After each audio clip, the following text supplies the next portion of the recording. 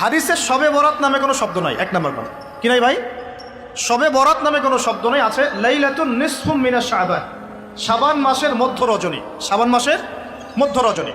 শাবান মাস কি? উত্তর, নবী সাল্লাল্লাহু আলাইহি ওয়াসাল্লাম রমজান মাসের পর যে মাসে রোজা রাখতে বেশি গুরুত্ব দিয়েছেন তার নাম শাবান। আমার সাথে বলেন, শাবান মাস কি?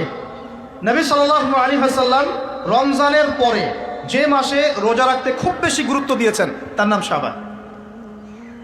আয়েশা রাদিয়াল্লাহু আনহা তিনি বলতেন যে শাবান মাস আসলে নবী সাল্লাল্লাহু আলাইহি ওয়াসাল্লাম এত বেশি বেশি রোজা রাখতেন যে মনে হতো তিনি রোজা ছাড়বেনই না, সারা মাস রেখে ফেলবেন। বেশি থেকে বেশি রোজা রাখতেন শাবান মাসে। প্রশ্ন হচ্ছে কেন?